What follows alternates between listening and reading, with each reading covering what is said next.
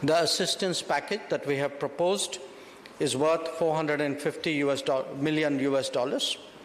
It will include $350 million in concessional lines of credit and $100 million of grants. සල්ලි එකතු කළා ඇති. දැන් වැඩි කරමු. LOLC Super Saving ඉතුරුම් ගිණුම. Honorable Vijita Herath, Foreign Minister of Sri Lanka, High Commissioner Santosh Jha, members of our two delegations, friends from the media, good morning, namaskar, ayubavan, vanakkam. As you are all aware, I am here as special envoy of Prime Minister Narendra Modi and carrying a message for President Anurag Kumar Dissanayake. The President was kind enough to receive me this morning, and we had a detailed discussion on the damage caused by Cyclone Detwa. The letter from Prime Minister Modi that I handed over builds on our first responder role and commits a reconstruction package of $450 million to Sri Lanka. Our talks centered around how expeditiously this commitment can be delivered. As your closest neighbor and in line with our neighborhood first and Mahasagar policies, it was only natural that India stepped forward at a time when Sri Lanka faced a crisis. We have done so when you were going through economic difficulties as well. In the case of Cyclone Detwa, you would appreciate that India has also been a strong advocate of cooperative disaster response. The Coalition for Disaster Resilient Infrastructure was a notable initiative that we led in this regard. India's relief and assistance mission, Operation Sagar Bandu, commenced on the very day that Cyclone Detwa made landfall.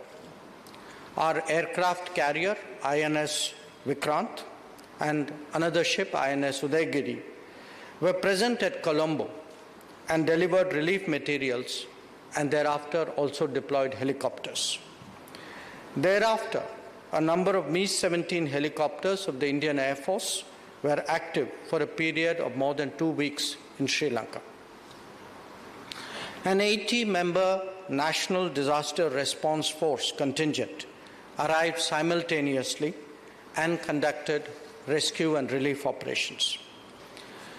The Indian Army set up a field hospital with 85 medical personnel near Kandy, giving emergency care to more than 8,000 people. 2 modular Bhishma emergency care units were also airlifted to Sri Lanka and utilized. Given the scale of the damage, restoring connectivity was clearly an immediate priority, and this was in fact discussed between His Excellency President Dissanayake and Prime Minister Modi in their telephone call. A large number of Army engineers erected a Bailey Bridge transported by C-17 aircraft at Kilinochchi, which Minister Herath referred to earlier in his remarks. 1 more Bailey Bridge at Chilau is currently under construction. Overall, Operation Sagar Bandu delivered over 1,100 tons of relief material, including dry rations, tents, tarpaulins, hygiene kits, essential clothing, and water purification kits. About 14.5 tons of medicines and medical equipment were also provided. Yet another 60 tons of equipment was brought to Sri Lanka to assist the relief operations. Recognizing the urgency of rebuilding, Prime Minister Modi directed that we now engage with the Sri Lankan government to address their priorities in that regard. The assistance package that we have proposed is worth $450 million.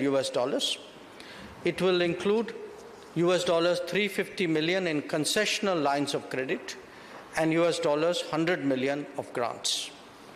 This package is being finalized in close consultation with the government of Sri Lanka.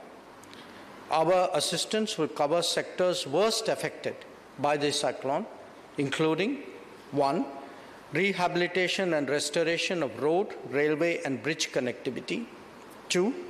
Support for construction of houses fully destroyed and partially damaged. 3.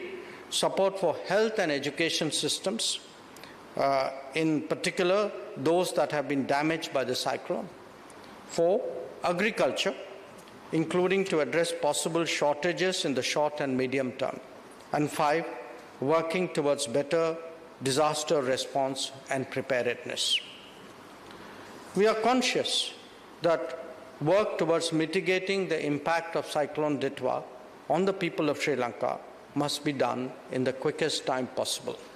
We are discussing an effective coordination mechanism for earliest possible delivery.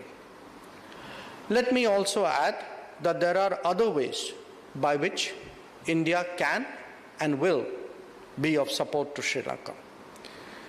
You are a significant tourism economy, and Minister, let me assure you that we will continue to encourage tourism traffic from India in that regard. Similarly, an increase in foreign direct investment from India can also boost your economy at a critical time. Our discussions will therefore keep in mind promoting a deeper cooperative relationship between our two countries.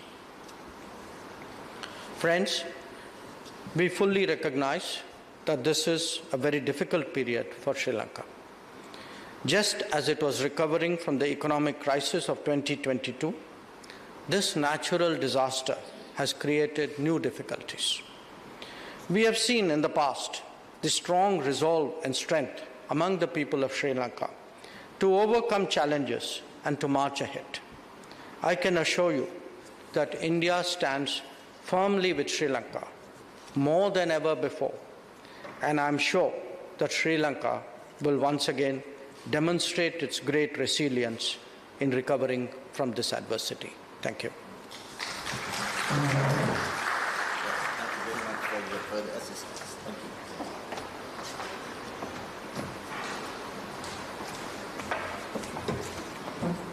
Thank you, dignitaries. Ladies and gentlemen, this marks the conclusion of today's program. Thank you. Have a great day.